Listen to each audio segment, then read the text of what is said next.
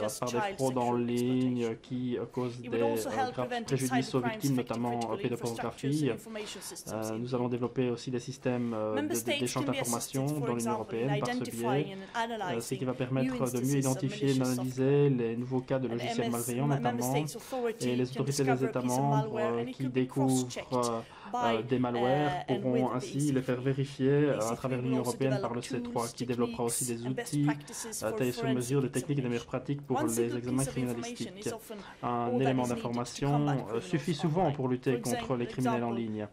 Par exemple, si on confisque un disque dur qui appartient à un pédophile présumé, on peut découvrir tout un réseau avec des centaines de contrevenants. Et Europol et les cyberexperts qui ont déjà une certaine expérience dans le démantèlement de réseaux pourront encore mieux travailler. Le C3 va aussi fournir du soutien sur le terrain pour de telles enquêtes en ligne et permettra au ministère public d'avoir davantage de preuves requises pour poursuivre les délinquants. 30 personnes travaillent déjà à La Haye et d'autres seront détachées d'Europol au cours de l'année, ce qui va mener le nombre de cyberexperts à plus de 40 en 2013. Et les États membres envoient déjà et sont encouragés à envoyer encore d'autres experts détachés au centre. Les ressources financières de l'EC3 viennent du budget général de l'Europol et je vais faire tout ce que je peux pour qu'à l'avenir Europol ait toutes les ressources humaines et financières pour tenir compte de la charge accrue qui pèse sur le centre. Je vais maintenant donner la parole à Truls Hurting qui va donner davantage d'informations. Je suis heureux qu'il puisse être là aujourd'hui avant l'ouverture du centre vendredi. Je suis certain que ce centre jouera un rôle clé pour un Internet plus libre, plus ouvert, qui permettra à l'économie numérique légitime de fleurir. Merci. Merci à la commissaire qui a octroyé Europol cette tâche énorme de développer ce centre C3. Je suis dans le secteur depuis 30 ans et c'est vraiment lutter contre la cybercriminalité, une des tâches les plus importantes qui sont nôtres parce que la criminalité se déplace de plus en plus vers l'Internet et il faut en faire plus, même si nous sommes déjà bien actifs. Je vais d'ailleurs vous dire ce que nous faisons déjà et quels sont les objectifs pour les prochaines années. Alors, l'établissement de l'EC3, c'est un changement de point focal. On se concentre davantage sur les criminels. On a essayé de se protéger avec des infrastructures plus sûres, mais cela ne suffit pas. Comme dans le monde hors ligne, on ne peut pas seulement mettre des verrous sur toutes les portes. Il faut aussi rechercher les criminels. C'est ce que nous allons essayer de faire via le C3. Les délinquants, les criminels, les réseaux criminels vont être poursuivis comme hors ligne. Nous serons en fait une plateforme. Nous n'allons pas faire tout le travail, mais nous serons une plateforme qui va permettre aux agences de répression des 27 États membres et d'autres acteurs australiens, canadiens, américains avec lesquels nous coopérons déjà de travailler ensemble. Nous allons donc établir nos fonctions futures qui vont nous permettre d'avoir un aperçu des menaces dans les 27 États membres. On va pouvoir identifier les menaces plus rapidement parce qu'on sait par exemple qu'il y a une menace en France, une menace en Suède, mais on n'a pas un aperçu global européen. Parce qu'il n'y a pas suffisamment de liens. Et sachez que dans la cybercriminalité, il n'y a pas d'attachement géographique. Ce n'est pas qu'un crime est commis en Suède ou est commis en France, c'est vraiment transnational. Et donc, on va essayer de mieux se positionner dans ce domaine. Et il faut avoir donc cette vue aérienne de tout ce qui se passe dans le monde criminel, savoir ce qui se développe sur Internet, essayer de prévoir ce qui va se passer dans quelques années, ne pas seulement se tourner vers le passé, mais aussi vers l'avenir pour se préparer aux nouvelles menaces. Ce sera dans notre stratégie et nous serons toujours à l'avant-plan, en avant-garde. Nous allons avoir 3 grands domaines. La pédopornographie, tout d'abord, tâche majeure. D'ailleurs, en ce moment même, nous sommes en train d'enquêter avec d'autres États membres sur des grands groupes criminels qui commettent des abus sur mineurs constamment. Par ailleurs, le vol d'identité sera notre deuxième point d'ancrage, puisqu'il y a des personnes qui n'ont plus besoin de nous braquer pour voler notre argent. Il suffit qu'ils volent nos identités par ordinateur et les risques d'être pris lorsqu'on commet ces crimes est assez bas. Dernier grand élément de notre stratégie, les cas de fraude, notamment dans le domaine des téléphones d'intelligence smartphone. Auparavant, on utilisait des cartes de crédit, mais les paiements mobiles se développent et le crime organisé est déjà sur la brèche pour essayer d'exploiter ces nouvelles possibilités. Et il faut aussi sensibiliser le public. Les enfants, ils utilisent 80% de leurs loisirs sur les médias sociaux, sur Internet, et donc il faut leur permettre de mieux réagir, de mieux interagir dans cet environnement.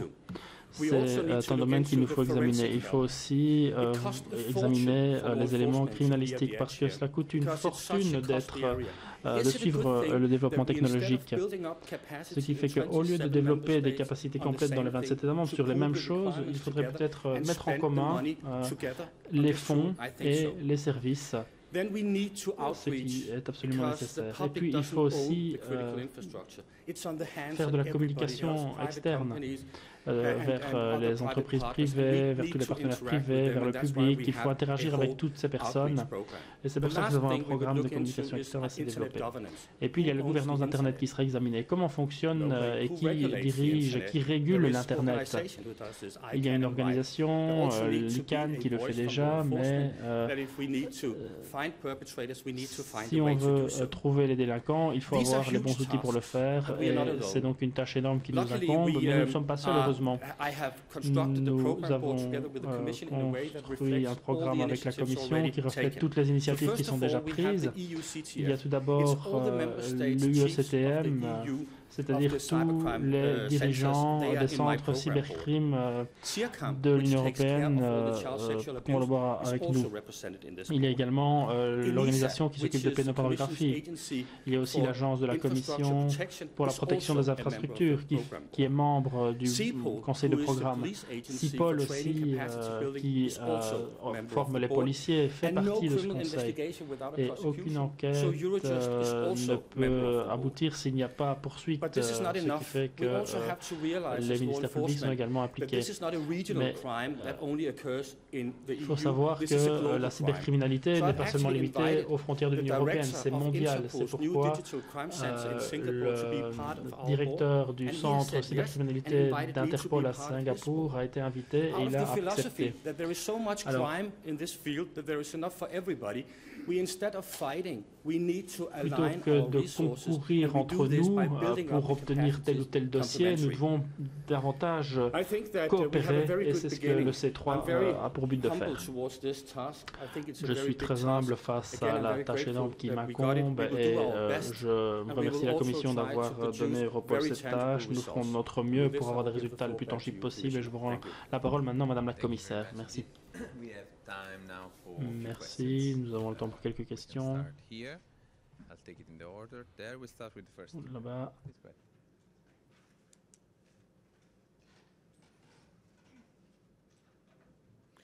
If you can just kindly introduce yourself before you ask the question. Je vous prie de vous présenter avant de faire poser la question.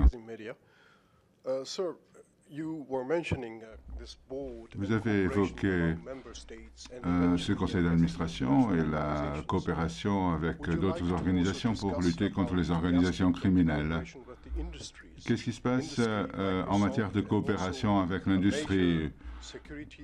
Microsoft, par exemple, et d'autres entreprises qui travaillent spécifiquement dans le domaine de la sécurité. Vous n'avez pas évoqué ce point. Je vous prie de m'excuser. En effet, nous avons évoqué ce point avec la Commission, la question de savoir comment nous devons interagir avec l'industrie. Nous avons déjà dans le C3 des représentants d'un ensemble d'entreprises qui nous transmettent des informations, mais nous voulons aussi établir des relations plus étroites avec Twitter, Google, et à l'avenir, nous voulons constituer des sous-groupes l'un d'entre eux avec les entreprises privées et un autre avec le monde de la recherche. Christian. Oui, Christian Spielmann de l'AFP. J'ai une question que je voudrais à la fin, parce que c'est pas très avec ce sujet-là, mais sur le centre, combien de temps vous donnez-vous pour être à la fois opérationnel et avoir des résultats? Aujourd'hui, vous lancez une nouvelle organisation, on est en période de crise budgétaire et les consommateurs, les citoyens de l'Union européenne, même s'ils sont sensibles à votre démarche, se demandent à quoi ça sert. Donc, combien de temps vous donnez-vous pour avoir les premiers résultats? La seconde question, si je vous la pose à chaque fois qu'on parle de cybercriminalité, c'est qu'est-ce que vous faites avec, je dirais, ce qu'on appelle les hébergeurs voyous, c'est-à-dire ces États membres qui ne coopèrent, qui ne coopèrent pas du tout dans la lutte contre le cybercrime, qui laissent ou qui hébergent sur leur territoire des plateformes, des sites qui effectivement véhiculent, voire même approvisionnent les forums avec des images pornographiques ou même qui hébergent les criminels. Donc ça, c'est ma deuxième question. Est-ce que vraiment c'est efficace si, par exemple, on n'a pas mis la Russie dans le jeu pour lutter contre la cybercriminalité? Est-ce qu'on peut laisser des pans entiers du monde hors de cette lutte pour être efficace? Ma troisième, c'est la question des budgets. Est-ce que vous pensez que vous aurez assez de budget alors qu'on est en période où effectivement les 27 sont en train de tailler partout, dans tous les budgets possibles et imaginables, pour arriver à mener cette lutte? Ma toute dernière question sur le sujet, est-ce que vous allez employer ces fameux hackers qui sont des repentis, qui sont des spécialistes dans le trafic, dans la fraude, dans la manipulation, dans le vol de données, et qui sont les seules personnes qui sont efficaces, parce qu'aujourd'hui nos policiers ne sont pas tout à fait à jour avec ces nouvelles technologies dans la plupart des États membres. Ça coûte beaucoup d'argent et on est très en retard. Si j'ai bien compris. Merci. Je peux essayer de répondre au moins à certaines de vos questions. Nous sommes tout à fait conscients qu'il y a des restrictions budgétaires. Le CE3 va être inauguré. Nous avons déjà du financement pour cette année. Nous sommes en train de discuter maintenant les perspectives budgétaires et le cadre financier pluriannuel. Et évidemment, nous voulons nous battre pour avoir un financement pour cette initiative. Mais les États membres soutiennent cette initiative. Ils la soutiennent vraiment parce qu'ils croient que nous pourrons faire des économies en mettant ensemble l'expertise de tous les États membres. Nous devrons évaluer les résultats. Il ne s'agit pas d'un projet qui n'a pas été solidement conçu. Il est ici pour s'installer dans la durée. Il s'agit d'une initiative qui est lancée en étroite coopération avec les États membres. Nous avons évoqué tous les acteurs qui seront impliqués dans cette initiative. Nous avons un autre projet que nous avons lancé avant Noël, une alliance globale contre la pédopornographie en ligne, avec 50 pays qui sont déjà des pays signataires pour lutter contre ce type de criminalité. Nous voulons améliorer nos efforts en matière d'identification des criminels et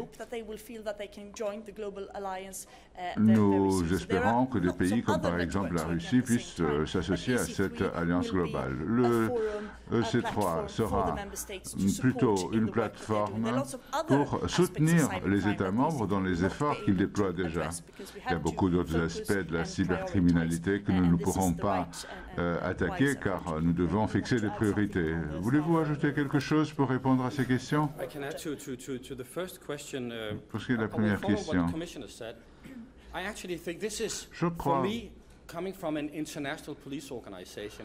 que du point de vue d'une organisation de police internationale, je dois dire que j'ai souvent constaté que dans la tradition des services répressifs et de police, il est difficile de partager des informations. Et je crois que maintenant, les services de police qui s'occupent de la cybercriminalité commencent à comprendre qu'ils doivent en réalité partager ces informations et mobiliser leurs ressources d'une façon plus efficace. Si nous réussissons à démontrer l'utilité de notre travail, nous pourrons probablement obtenir les financements nécessaires.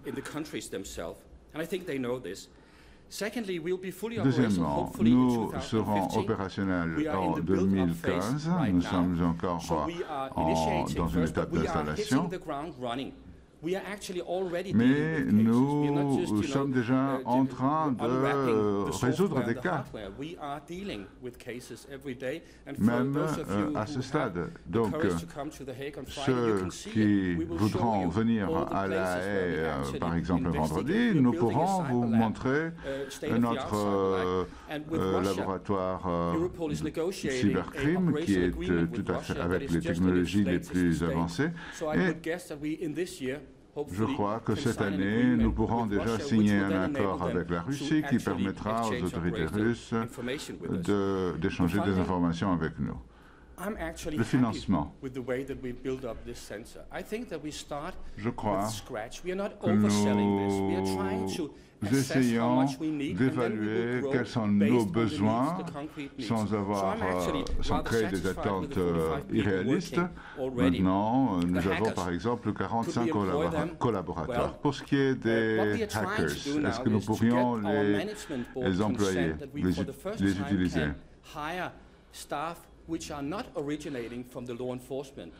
Nous avons déjà la possibilité juridique de recruter Nous avons demandé la possibilité de recruter des personnes qui ne sont pas au départ des agents de police. Nous sommes conscients que nous devons avoir d'autres compétences. Merci. Je crois que nous avons encore le temps pour 3 questions. Jakob Beim from Danish newspaper Politiken.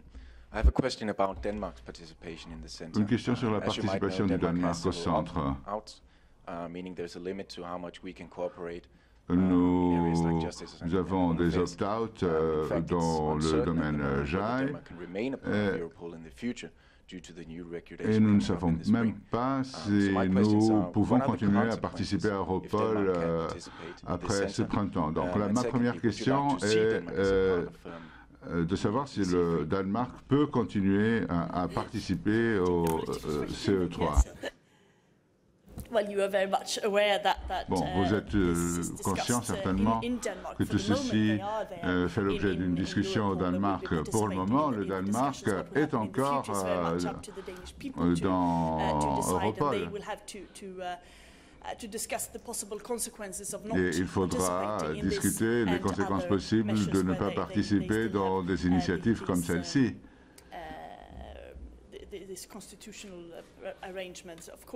Étant donné qu'il y a des obstacles constitutionnels. Mais nous espérons que le Danemark pourra participer à l'avenir, mais nous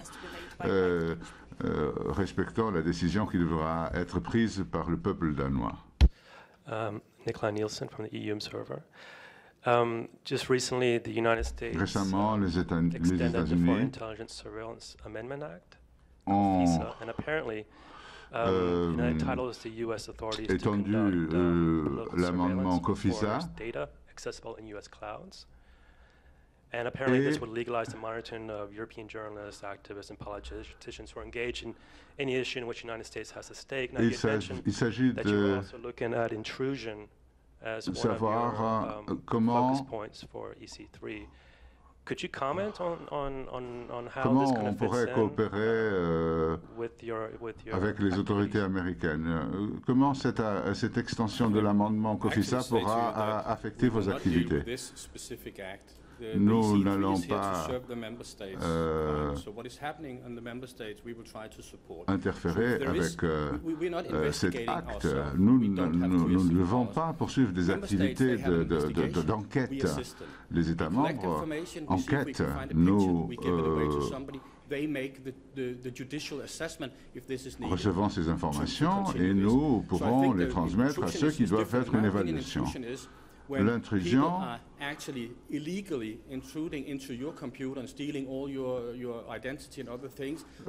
un acte par lequel quelqu'un, par exemple, usurpe une identité ou entre dans vos comptes bancaires. Mais pour ce qui est de l'environnement d'information, intelligence, cela ne nous concerne pas du tout. Yes, Brooks Stinger Security Europe. 2 quick questions. Deux questions rapides. Quand est-ce que ce centre pourra atteindre sa pleine capacité aussi du point de vue de l'obtention de preuves, etc. Est-ce que la confiscation des bénéfices du crime pourra aussi être utilisée par le centre? Ce que nous ferons, la chose suivante, nous demanderons aux États membres quelles seront les capacités dont ils auront besoin pour analyser les ordinateurs qui sont saisis, par exemple. Donc nous devons savoir quelles sont les capacités qui devront être utilisées quand il y a un soupçon qu'un ordinateur peut être exploité pour obtenir des preuves. Donc nous devrons voir si nous pouvons produire ce service pour le fournir aux États membres. Nous utiliserons notre financement commun pour obtenir ces résultats. Mais je ne peux pas vous donner des dates. Nous sommes en train de négocier avec beaucoup de partenaires et nous espérons qu'à la fin de cette année, nous pourrons déjà vous envoyer un laboratoire de cybercriminalité. Mais évidemment, nous espérons que la plupart des crimes seront résolus au niveau des États membres. Bon. Le C3 ne peut pas confisquer les actifs ou obtenir les preuves lui-même. Donc, l'analyse de ces éléments dépendra des saisies qui seront faites par les États membres et des éléments qui seront transmis à l'EC3. Donc, Europol ne peut pas saisir des biens. Merci de votre présence. Il y a encore une question qui probablement n'a rien à voir avec le centre. Je suis désolé, ça. Well, I'm sorry, this hasn't got anything to do with cybercrime. As you know, in France, we've had this episode with an actor who has managed to get Russian nationality. Now, Russian nationality means that he needs to have a Schengen visa to come into the EU.